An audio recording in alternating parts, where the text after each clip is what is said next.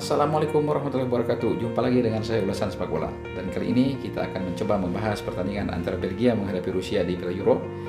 Dan sebelum kita membahas itu, jangan lupa subscribe channel ini, kemudian kasih jempol, kasih like, artinya, dan juga kasih komen, biar channel ini bertambah berkembang. Dan juga kita bisa mendapatkan ilmu-ilmu sama-sama di dalam dunia persepak bolaan, khususnya bisa bermanfaat untuk sepak bola tanah air Indonesia ke depannya menjadi oke.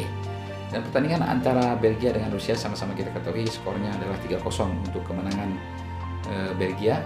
Dan kita seperti apa jalannya pertandingan di dalam papan yang saya nanti akan jelaskan kepada teman-teman, dan apa pelajaran yang kita bisa dapatkan di dalam pertandingan tersebut, maka ikutilah.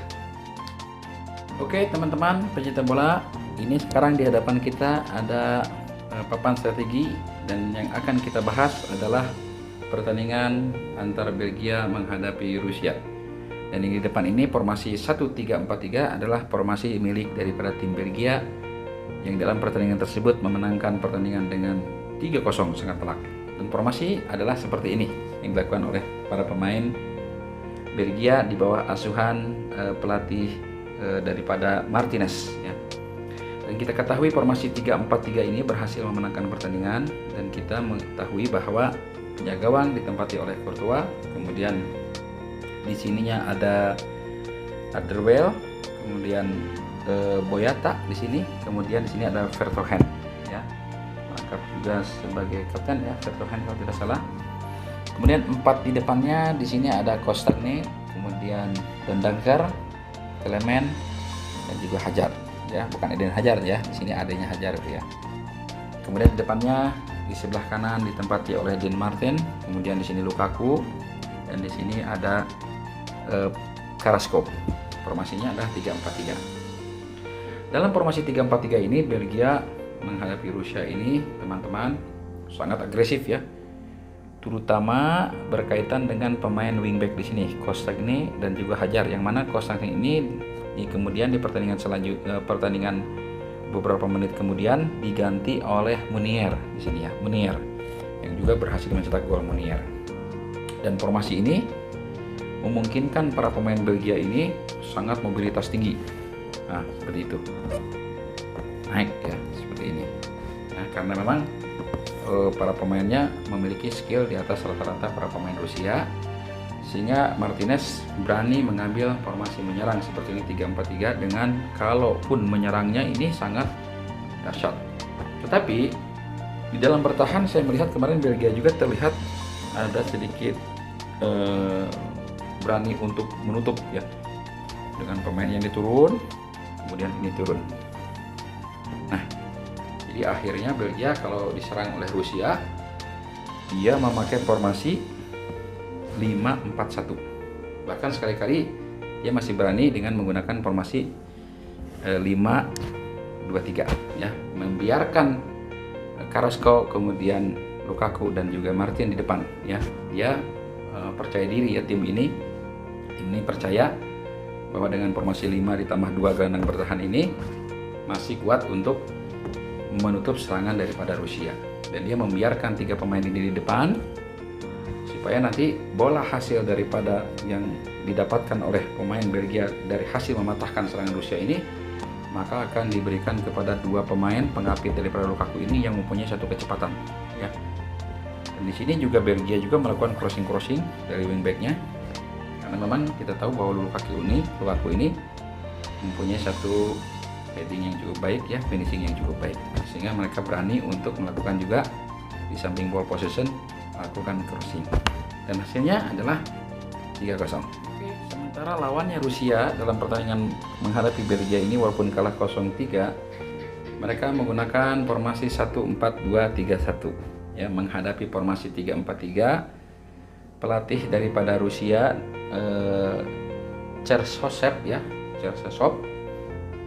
menggunakan formasi 4-2-3-1 dengan komposisi pemain di sini ada Zibu ya, Djiuba, kemudian di sini ada Joprin dan juga Golovin, kemudian di sini ada Kurzaev, sini ditempati oleh Ozdozev dan juga Borinov. Ya. Di belakang di sini kipernya Sunin, kemudian Jiksria dan juga Semenov, ada Fernandes dan juga Chirkov. Ya, mereka dengan formasi ini sebenarnya menghadapi Rusia dengan formasi 3-4-3 ini tidak baku ya. Kenyataannya begitu Belgia menguasai permainan, maka Rusia ini melakukan pertahanan yang sangat rapat, meninggalkan satu pemain saja, bahkan pemainnya pun disuruh turun ya kesininya karena memang serangan Belgia yang sangat cepat, sehingga menjadikan formasinya 4-5-1. Nah, ini juga bisa dipelajari ya buat kita semuanya dalam pertandingan menghadapi Belgia.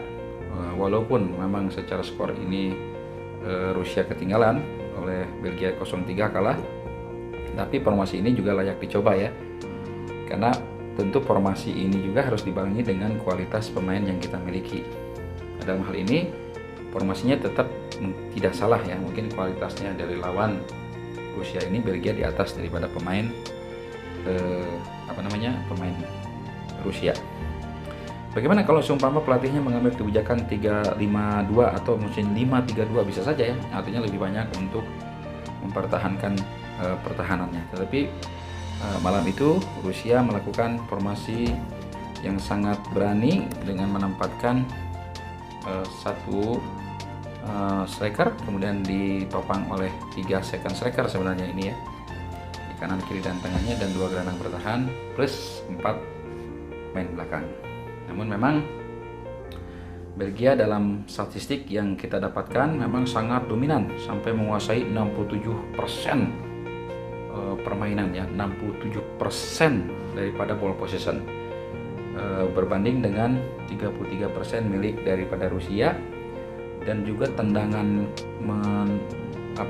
menciptakan peluangnya ini sampai 9 ya. Belgia ini memang masih kecil ya, tapi ball possessionnya ini luar biasa sampai 721, termasuk yang tinggi di Euro ini ya, dilakukan oleh Belgia. Sementara Rusia melakukan ball possession itu 354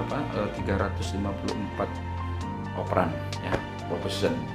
Tapi tidak mengapa, tapi formasi ini layak menjadikan satu pelajaran yang kita bisa temukan dalam pertandingan Belgia lawan Rusia. Itu tadi ulasan tentang pertandingan antara Belgia dengan Rusia, dan semoga kita bisa mengambil manfaat dalam ulasan tadi sedikit banyaknya. Walaupun mungkin dari teman-teman ada yang lebih mengetahui daripada saya, ya silahkan, saya bersyukur tambah pengetahuan dan menjadikan kaya akan hasanah di dalam ilmu persepak bolaan, bisa manfaat untuk tanah air, dan menjadikan kita ini banyak melahirkan generasi pemain yang bagus, pelatih yang oke, dan juga punya akhlak yang baik di dalam pertandingannya, termasuk ibadahnya yang oke tentunya ya.